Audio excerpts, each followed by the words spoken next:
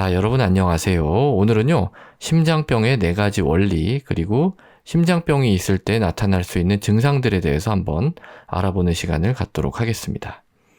자, 심장병이라고 하면은요, 다 똑같은 심장병이 아니고요.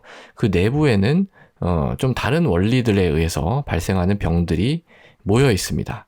그걸 한 4가지 정도로 요약해서 말씀드릴 수가 있는데요. 이겁니다. 심근허혈, 심근장애, 혈류막힘, 심장 리듬장애. 이게 다 무슨 소리일까요?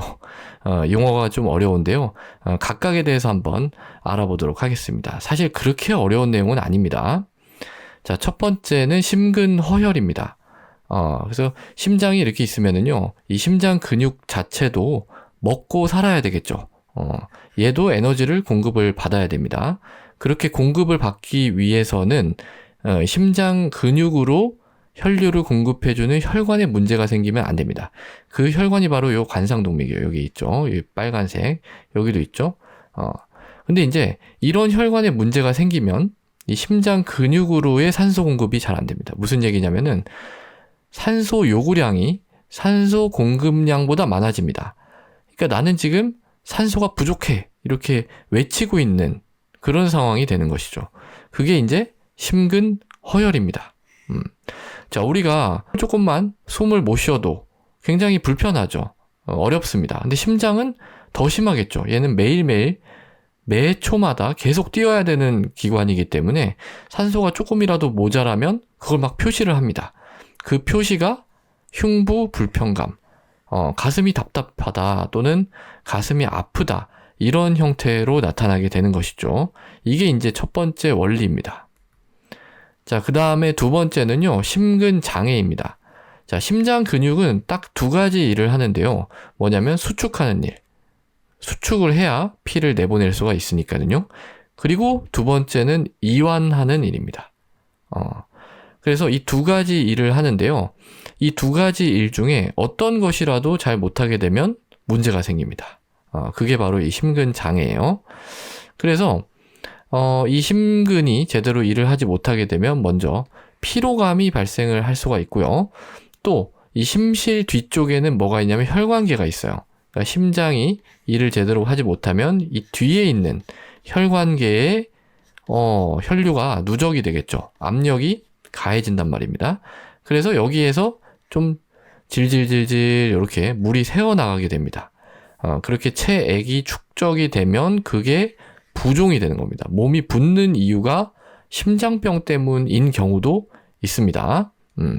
그리고 이 폐 쪽으로 또 좀 부종이 생기는 경우가 있어요.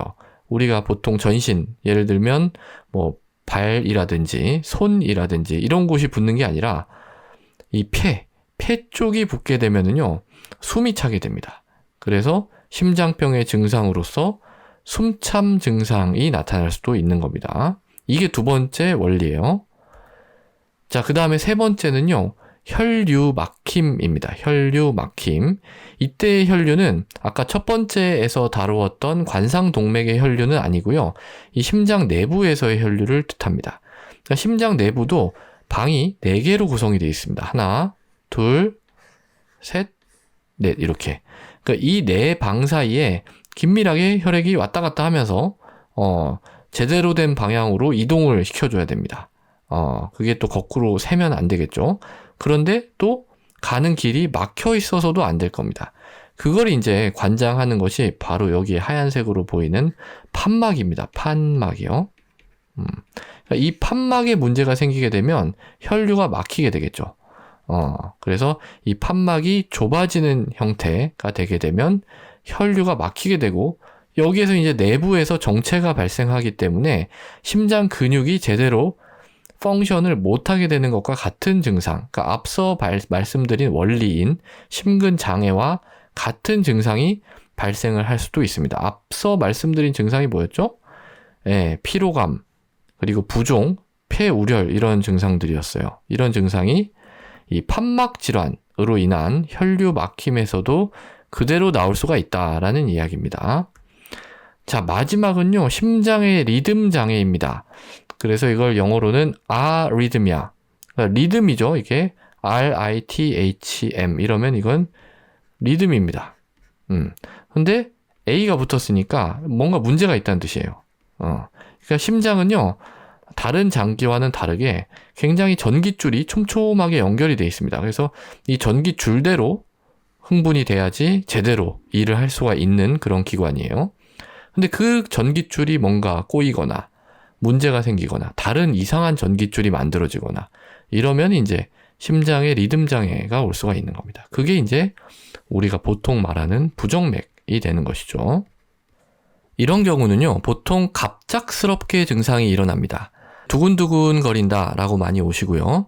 또는 숨이 차다, 혈압이 떨어진다. 어떤 경우는 갑자기 쓰러지는 그런 증상들을 일으킬 수가 있습니다.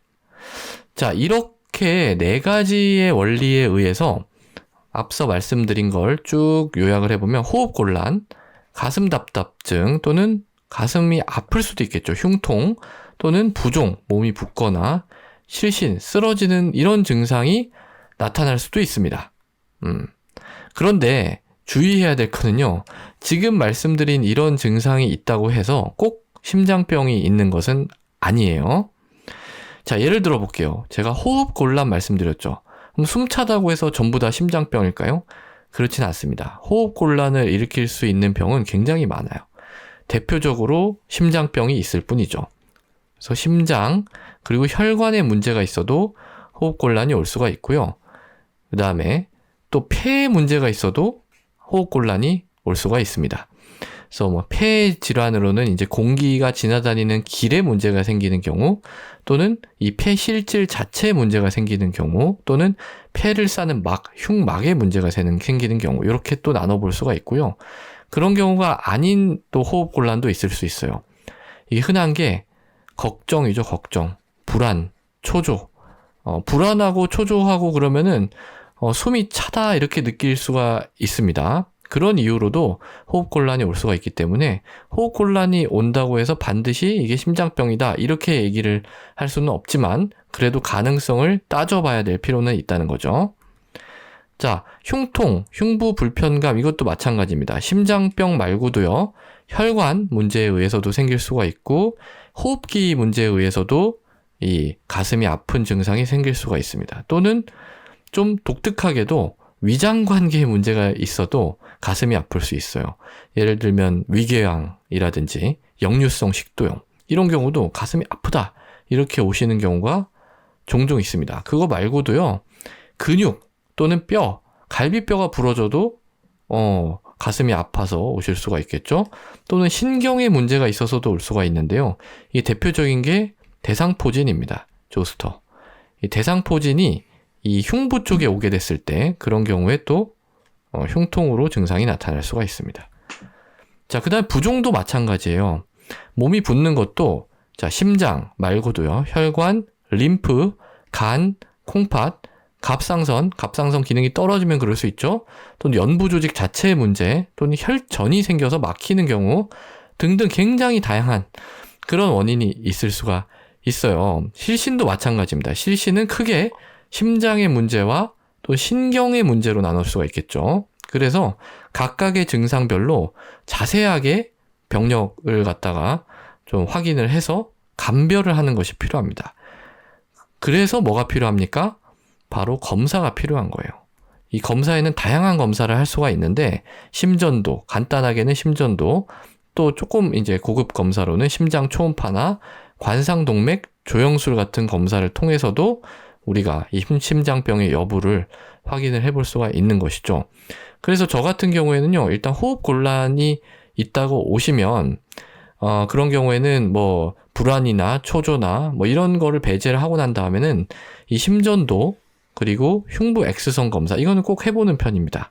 간단하게 할 수 있고 시간이 오래 걸리지 않아요. 그리고 비용도 비싸지 않고 그리고 금방 확인을 할 수 있는 검사이기 때문에 이렇게 저는 확인을 해 나가는 편입니다. 자, 그래서 증상에 대해서 쭉 말씀을 드렸는데 뭐 이 증상이 있다고 해서 꼭 심장병이 있는 건 아니다 이런 얘기를 주로 드렸어요. 그러면 좀 실망스럽잖아요. 그래서 마지막으로 준비를 했습니다. 가장 중요한 증상, 뭐 우리가 어떤 증상이 꼭 심장병이다 이렇게 얘기를 할 수는 없지만 그래도 굳이 이게 있으면 그래도 심장병 가능성이 좀 꽤 있을 수가 있겠는데 라고 하는 증상을 하나만 꼽아보자면 이거예요. 운동을 했을 때, 가만히 있을 때는 괜찮았는데 운동을 했을 때 가슴이 불편하거나 아니면 운동을 했을 때 호흡곤란, 숨이 가빠지는 증상이 있다면 그것은 심장질환일 가능성을 꼭 생각을 해봐야 됩니다. 그래서 의료진들도 이걸 꼭 확인을 해요. 여러분들이 가슴이 아프거나 호흡이 가빠서 병원에 가시면 이걸 꼭 물어볼 겁니다.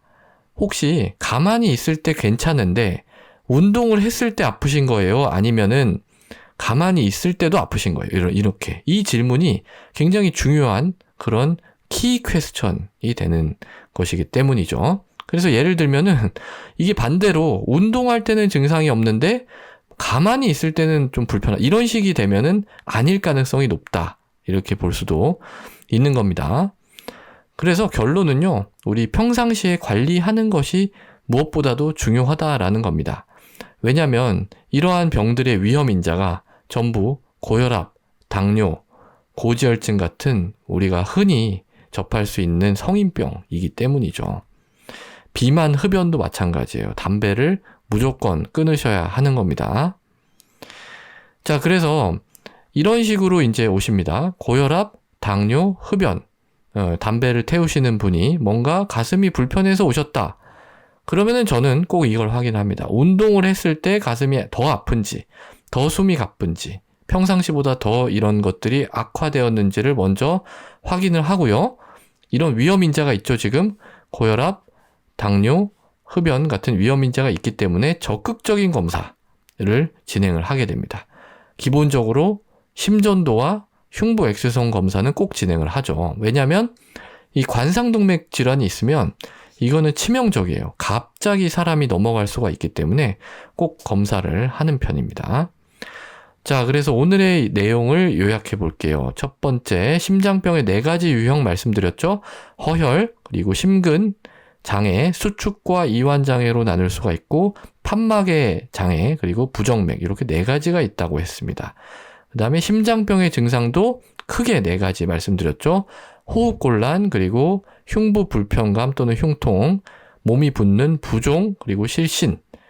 자, 그 다음에 가장 중요한 증상은 뭐다? 운동을 했을 때 가슴이 아프거나 호흡곤란이 발생하는가 여부입니다. 자, 오늘도 경청해 주셔서 대단히 감사합니다.